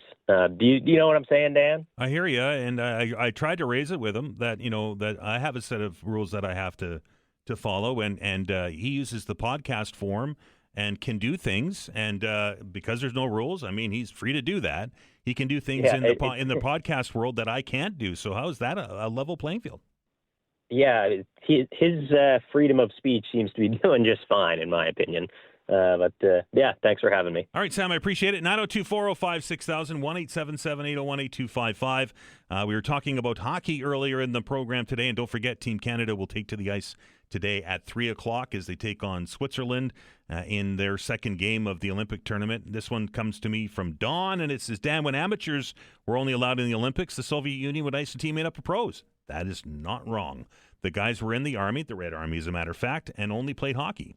But that's why the Miracle on Ice was indeed a miracle, because the Americans were made up of college kids, and they beat the Soviets. And that was Lake Placid, 1980, I do believe. Anyway, thanks, Don. I appreciate it. This one comes to us from Lee. It says, why is it when the government sets limits on who gets the GST rebate, the cutoff is very low? When we look at something like old age security, however, the cutoff is very high. Does it make sense to continue to hand over $8,000 a year to seniors who can make up to $150,000 a year before it gets clawed back? It's outrageous. The limit should be much lower, like how about when the GST cutoff is. But of course, 2/3 of seniors are vote for the Liberals. That won't change. Young people be damned. That comes to us from Lee. It's very interesting, and we talked about this GST rebate here on the program. I think it was last week. And the grocery buyback, or the grocery credit, I think it's being called as, gives low income Canadians an opportunity to be able to fill their grocery orders. And I don't think anybody's going to disparage that. What I disparage is that, yes, low income Canadians have seen their grocery bill climb exponentially. But so have I, and so have you, and so has everybody else. And if we're going to sell this as a way to feed or get more food into Canadians' families, then I think the Liberal government needs to revisit this, and they need to lengthen the limits on this, because everybody is hurting when it comes to the grocery store.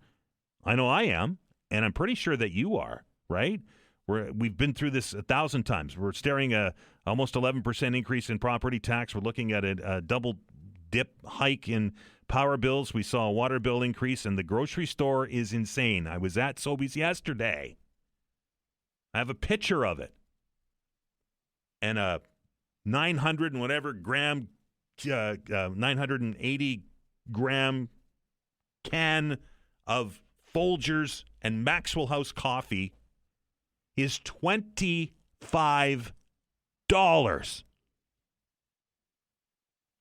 $25 for a can of coffee. That impacts everybody, folks. And that's just the tip of the iceberg. Thank you to you all who picked up the phone, dialed the numbers, and joined the conversation. I truly appreciate it. Show is going to continue on the other side of the news at noon. When we come back, a conversation about housing, as a matter of fact. Angela Bishop, the Executive Director of Housing Trust Nova Scotia, will be joining us. You are listening to The Todd Veinotte Show. I'm Dan Aalders. We're back in minutes.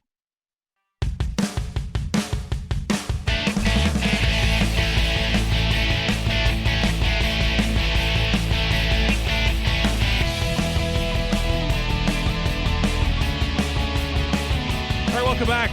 Hour number 3 on the Friday edition of the Todd Veinotte Show. Very glad that you're able to join us as we move forward here. A topic of discussion in and around the water coolers and in the streets and coffee shops here in Nova Scotia is that, of course, of the housing crisis. And a release that came out earlier this week from the province reads, the province has partnered with the Housing Trust of Nova Scotia to preserve 90 housing units, including 62 affordable units in Halifax. Housing Minister John Waite made the announcement on February the 10th in Fairview, where the housing is located. And it says, and I quote, every affordable home counts, and preserving and protecting existing affordable units is just as important as building new ones, the minister said. Through partnering with the Housing Trust of Nova Scotia, we've created and preserved hundreds of housing units across the province. Protecting these homes is another great example of our shared commitment to ensure as many people as possible have access to safe and affordable places to call home. I'm very pleased to welcome to the show today the Executive Director of Housing Trust Nova Scotia. That's Angela Bishop. Angela, welcome. Thank you, Todd. Great to be here. I guess the first question is the minister right? Have we preserved hundreds of these apartments across the province? I think that across the province, hundreds of units have been preserved for long-term asset for the community. What's interesting about the press release that I think your listeners should know is that the actual number of affordable units is 90. Every single unit that the province supported us in acquiring remains affordable because we target moderate income households. Many of those are working households, and we think about what rents can these households manage. The highest rent out of those 90 units is $1,600, and that is manageable by households with incomes just around 70. And, you know, many of us have kids who are working around and bringing home that level. So it's a bigger win than the province is even communicating in their press release. Angela, that issue of affordability and affordable housing comes up here on this show quite often, and I'm curious as to what your thoughts are on it. That it seems that sometimes organizations kind of settle on a number, what is affordable, but the true model to make this work is to base it on a per case and a per income level, is it not? Absolutely, and that's the approach that the Housing Trust takes. So we think about where there is the greatest need, moderate income households, and we think about taking the public investment in our work, our volunteer investment in our work, and ensuring that our units go to those households that are moderate income. So if you show up in one of our buildings and you make $150,000 a year, we would not rent to you. We would encourage you to rightfully go to the private sector. At the same time, based on our model, if your income is extremely low, $25,000, for example, we would encourage people to look to the social housing, which is a very important part of the housing continuum. So we're really looking and working in the middle of the housing continuum. Angela, obviously there's strong demand for this. Do you have any units that are available, or are you all rented out? We're almost always at 100% occupancy. Our first dive into housing, we acquired 295 units back in 2022, and at that time, there are 15, 16 units that were totally off of the market because of the condition of the building. And we continue to have units off the building in the slow process of creating quality housing for all of our residents. And certainly in addition to the government of Nova Scotia supporting this recent acquisition, they've been there to help us improve these buildings along with Canada Mortgage Housing and Corporation, and also HRM, which, across all nonprofit housing providers, they provide a reduction property tax. And if that weren't the case, we probably wouldn't have any affordable housing here in HRM. And that leads me to my next question, Angela. Is it difficult to acquire these properties? The reason I ask that is that, it doesn't take very far to look around even in the north end here at some buildings and apartments that were in that category that have been raised so that they can build new buildings. Is it difficult to come across these buildings now? Well, there's certainly lots of buildings that are really great opportunities for the nonprofit sector. They're older, they're in established communities, close to transit, close to business centers. And, the nonprofit sector, like the private sector, has to pay market price for these units. Some sellers may overestimate the value per unit. And at the end of the day, whether you're a nonprofit or you're a for-profit provider of rental housing, the numbers have to work.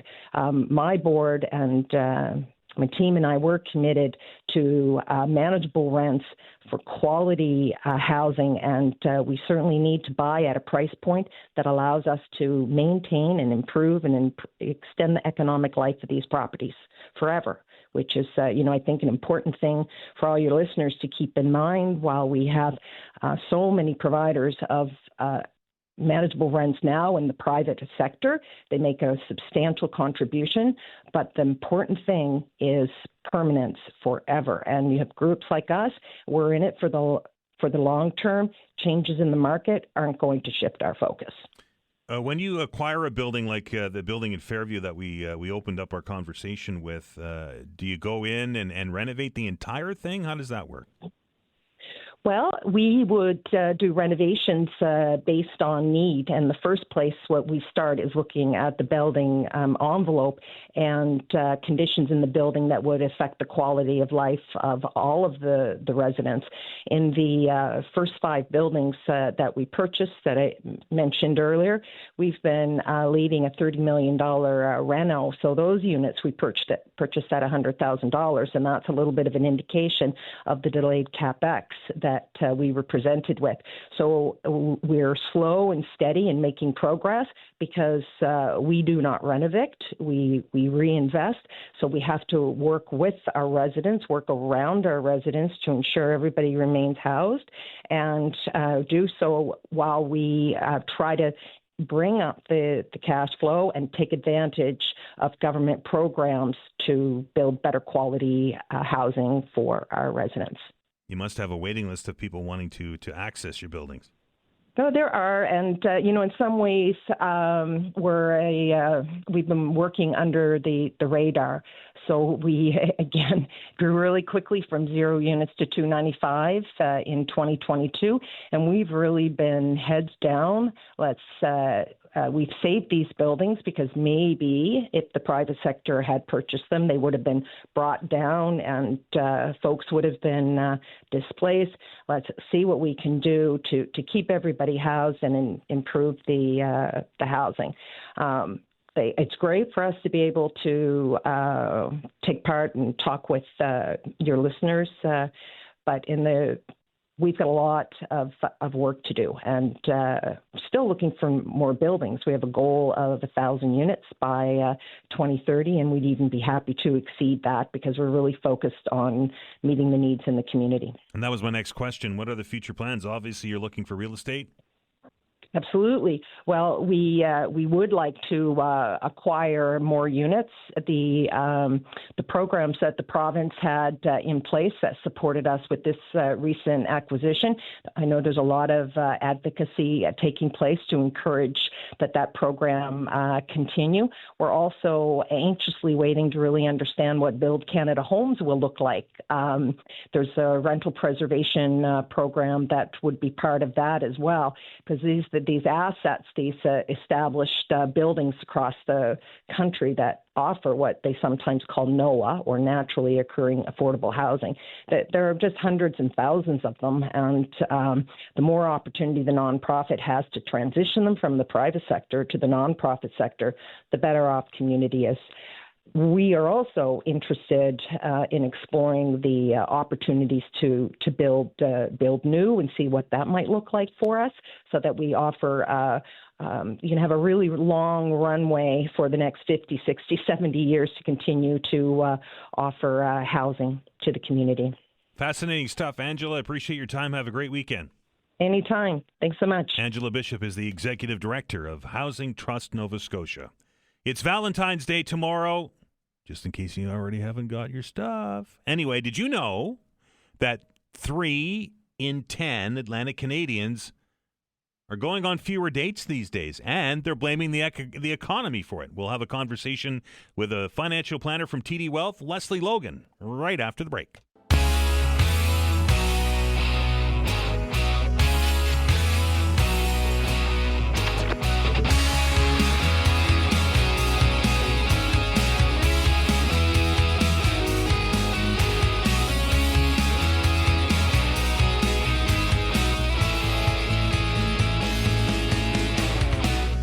All right, it is, as somebody emailed me to remind me, Valentine's Day Eve, if you celebrate. And I know that many of you will be partaking in in this manufactured holiday, as I like to call it. But anyway, that to each his own. But this certainly has spurred some conversation about the next generation and if these type of holidays are going to continue, and it's very interesting. We've talked and we've had conversations with Dr. Rob in the past about AI and having AI companions, and that's taking people out of the dating scene because they find enough of a connection, I guess, with the bot that they don't need to have human interaction. And we're also seeing, according to a new study that has been released, that the economy is impacting Atlantic Canadians. I was going to say ability to, but want to is probably the best way to say that. Get out there and get into the dating scene. TD's annual Love and Money Survey reveals that Atlantic Canadians are adapting their love lives to today's economic challenges and are focusing on coping strategies to ensure smart money management is front and center in a relationship. 30% of Atlantic Canadians going on fewer dates. It's real, folks. We're very pleased to welcome into the program today to put a little context on this, financial planner with TD Wealth. That's Leslie Logan. Leslie, welcome to the show. Good morning. This is an interesting stat that a good chunk of Atlantic Canadians are saying no to dating because it's just too darn expensive to get out there and date. Well, it makes a lot of sense. I mean, things are much less affordable than they have been in the past. And nowadays, I mean, people forget about AI, but if you're internet dating, which is one of the most popular ways to meet people, you may be going on multiple dates a week. And at $100 a pop for, dinner and drinks, that may not be sustainable multiple times in a week. It's not cheap to go out, that's for sure. No, not these days. You mentioned internet dating, and that has certainly changed the game. Maybe from when I was in the dating scene. This is here to stay, I would think. I think so, and I don't know about AI matches, but certainly I think people are taking a stronger look at where their money is going these days, and seeing where they can cut back, and dating is part of that. Leslie, it seems that the younger generation, because of the economic conditions maybe weren't the same as when I was dating, but when they're out there now, that finances and money tend to make up a part of the conversation when they're meeting a prospective new partner when they go on these dates, when they can afford to do it anyway. Yeah, absolutely. Financial compatibility is very important in relationships, and we're seeing an increase in those shared financial values, and they're becoming almost just as important as our traditional values. So we're seeing more emphasis on finding someone that we're more compatible with on a financial basis. So someone with shared financial goals, compatible spending patterns, and increased financial transparency in the dating the dating environment. We have a show here on the weekends once a month. It's deals with mortgages, and the last episode that we had, we focused on this next subject, and that is what happens when the love disappears, and it's interesting that just a very small portion of the population in Canada look at things like prenups or agreements before they enter into a long-term relationship. Yeah, one of the things, although we're having these increased financial values, much of us are still delaying the big money talk or just never having it. So about 38% of us are waiting until there's a commitment. And then after you move in, or maybe after you get married, you're actually having these pretty robust conversations around your finances or shared financial goals or what those actually look like. And that should be happening well before. Perhaps maybe not on date one, but definitely before you move in. Leslie, that was all leading me to my next question is sometimes that money discussion is kind of awkward, right? So because it's awkward and uncomfortable, people tend to put it off. As a financial planner, what's the secret to have that conversation? Well, I just think stay open and honest right from the beginning. I mean, we talk about trust in relationships, but there's financial trust and financial fidelity as well. And if you're going to share a life or find someone that you're compatible with, you want to make sure there's a financial aspect to that. So is it something like a home purchase very important to you, or a family vacation every year? Well, that has money tied to it, and you need to make sure you're on the same page for that shared spending or shared financial goals. Budgeting a big portion of that, right? And a good chunk, according to this survey, 35% struggle to stick to that shared budget. That's right. So the first part of being honest about where you are and open and creating a shared budget once you're able to be honest. I mean, one of the things you can ask when you're dating is, are you a saver or are you a spender? And you can still go on and continue a wonderful life together, but at least you're able to plan from a much more honest position and be accountable in your budget. So allowing you to be able to have maybe a slush fund for the spender while you're creating a kind of financial future in your financial plans together. I always like a slush fund. Leslie, I guess the bottom line is that in addition to chemistry and to common goals and common interests and the ability to cohabitate with each other, money really is an important discussion to have. Absolutely. I mean, it's part of the ultimate package, but it's an important part. And if you find later on, like, as you were mentioning on your weekend segments, that if you're not financially compatible, that can lead to problems down the road. So like anything else, you want to find someone you're compatible with, and being financially compatible is part of that. And always a good idea to talk to a financial planner. You got it. Leslie, I appreciate your time. Thank you. Have a great weekend. That is Leslie Logan. She is a financial planner. Figure with TD Wealth. Interesting study, interesting data, and I wonder how many of you had that conversation early along in your relationship, or maybe you never have.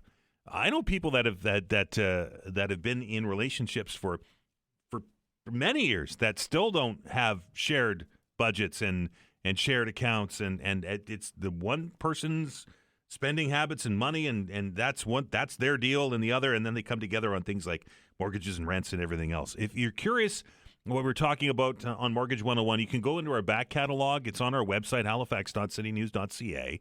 It's the February edition, the Month of Love, it's called.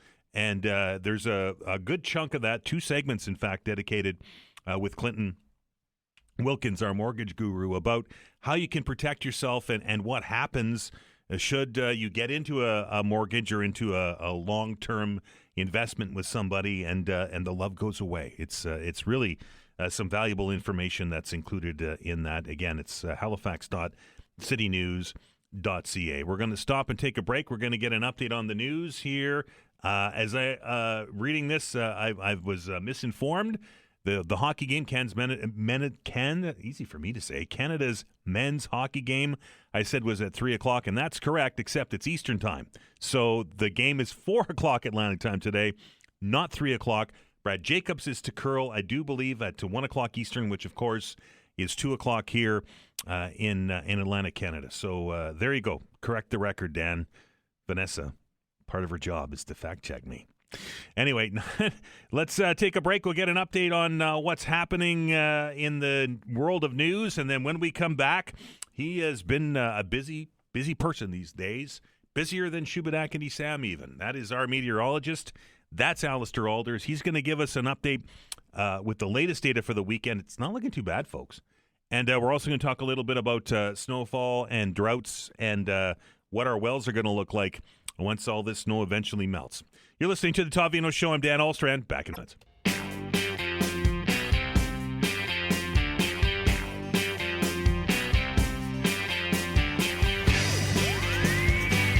Normally, when Allister comes in to the studio, he tucks himself off into a corner to go over his charts and everything else. But when it's a bright, blue, sunny day out there, and isn't it great? See, he's out in the open. And I'm not hiding under the desk here, because you always we shoot the messenger around here. Is really what happens. Allister, I know we talked about it yesterday, and we had snowfall amounts and such. But I guess any final thoughts on the last clipper and I guess the next clipper.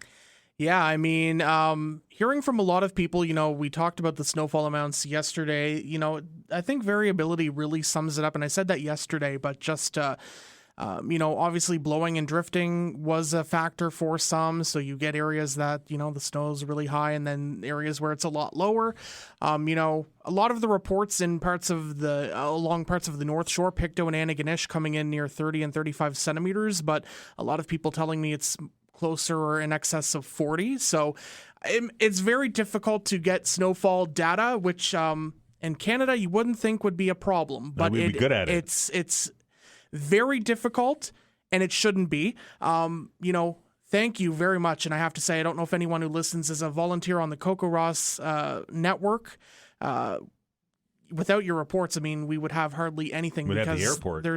And the airport is very questionable data itself. It's in a little zone of its own. It's in its own zone, and the quality of the observations has been called into question. And this is an issue at all of the airports where there's no Environment Canada staff at them. So there's no quality control that's really taking place in some cases. So without these volunteers, we would not have the data that we do. So very much appreciative, but there's still a lot of gaps and there's a lot of variability over small distances because of temperature and terrain and things like that.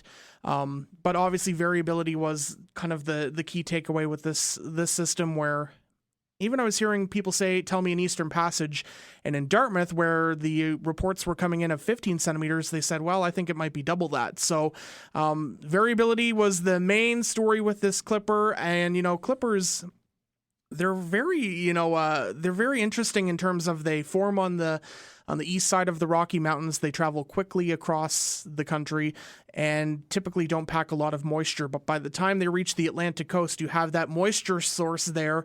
They can really pick up strength, and that is what we experienced with this recent clipper. The incoming one for Saturday night, Sunday, I don't expect to be to the same magnitude. This clipper moved into the Gulf of Maine and then tracked up the Atlantic coast. It had a lot of energy to work with, and it was slower moving. This clipper will move more so into New Brunswick and then cross Nova Scotia and pull off the coast on Sunday.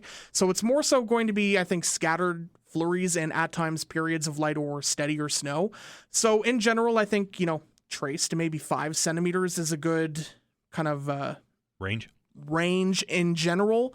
But very localized bands, possibly in excess of 5 to upwards of 10, can't be ruled out. But again, I think that'll be very local in nature. And as the clipper continues to move in and we get the more high resolution models, which really handle these bands better, we should hopefully get a better sense of where those lines or those areas of snow set up. But that's really the only, I've been calling it kind of the bump in the road for the long weekend forecast, because I mean, if you're lucky enough to have today off, it's great out there. I mean, it's, a bit cooler than it has been, but the sun really helps on these days. And then tomorrow is nice.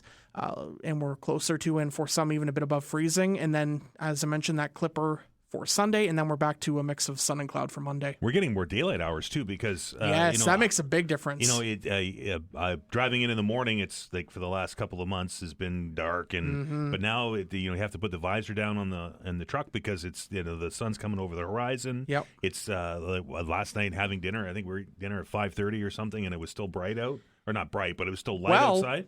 I mean, when you factor in or take a look at how much daylight we're gaining every day, it's, between 2 and 3 minutes.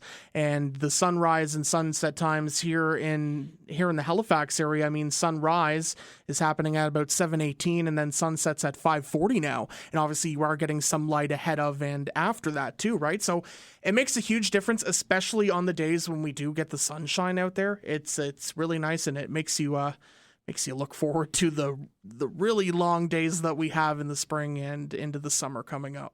I think that many people will tell you that they're done with winter, Allister. I'm hearing that from a lot of people. I mean, I'm not hearing a lot of complaints from people who are, skiing and snowboarding. I'm sure the ski hills are very happy this season.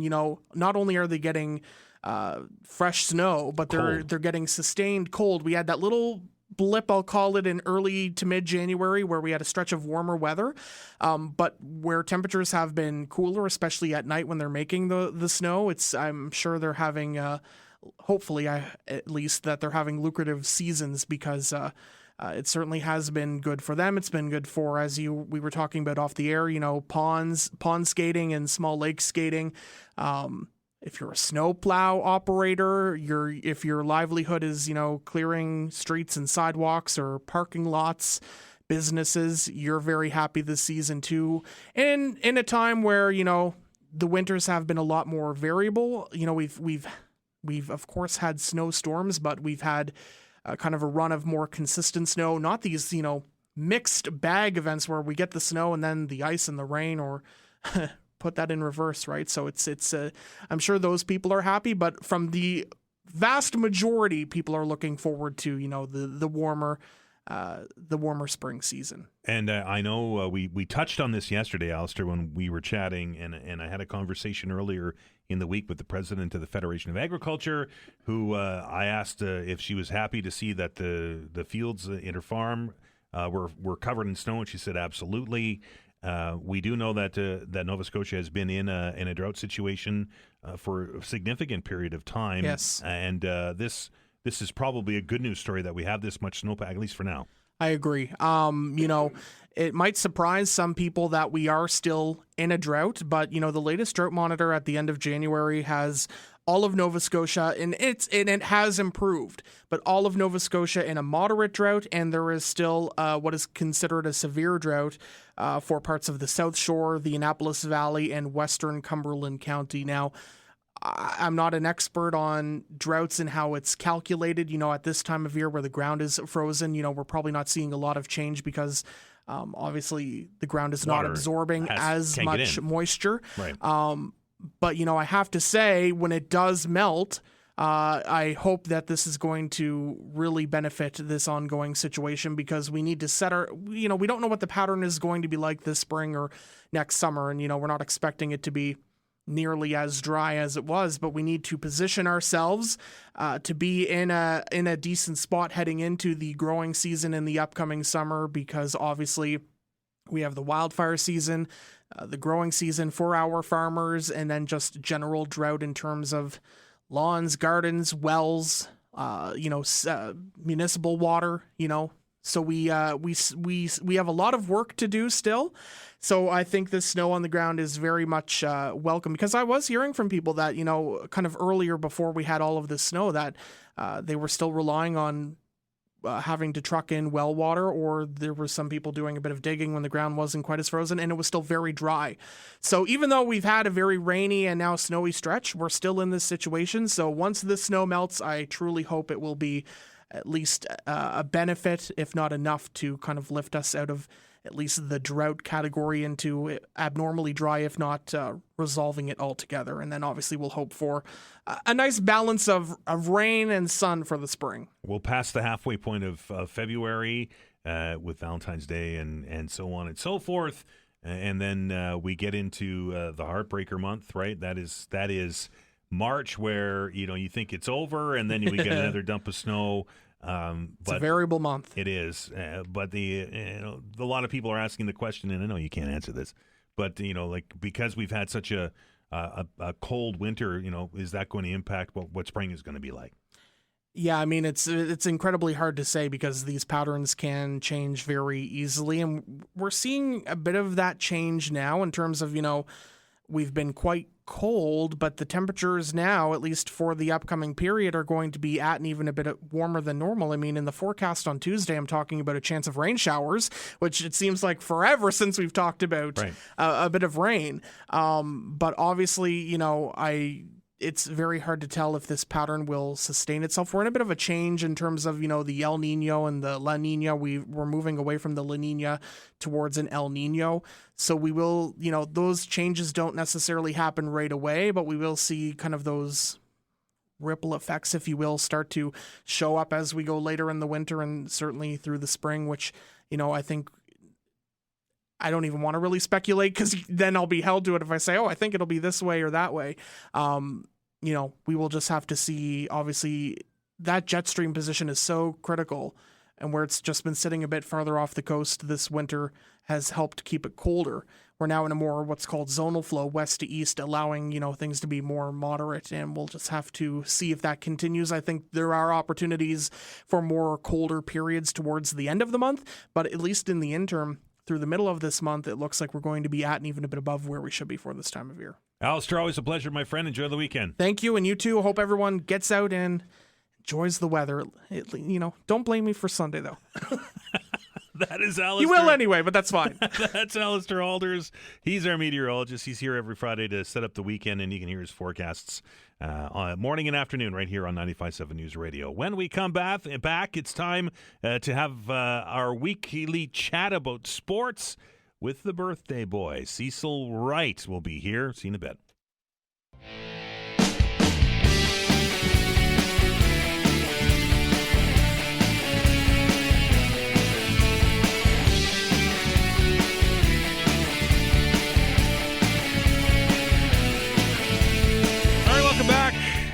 Getting closer to the finish line here on a Friday. It's time now to welcome into the show our friend and sports guru and a fellow who's celebrating a birthday today. Happy birthday, Cecil Wright.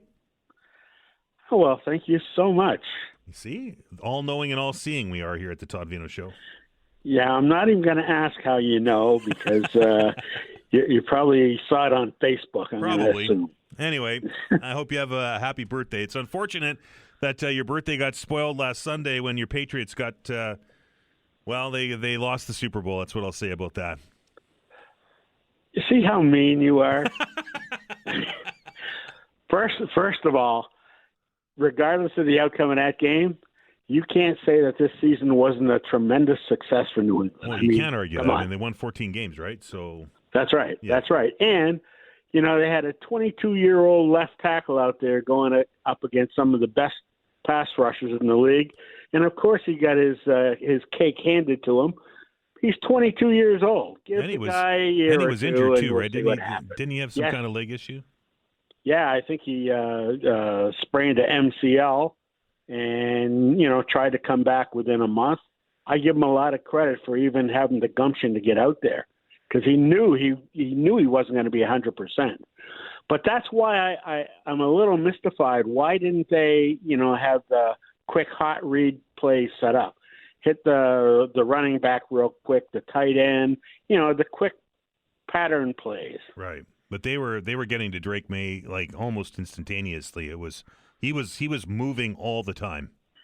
Well, yeah, it wasn't Will Campbell was the only one who was getting beat off that offensive line. Right. And the offensive line was a big concern of mine, from the very beginning of the year.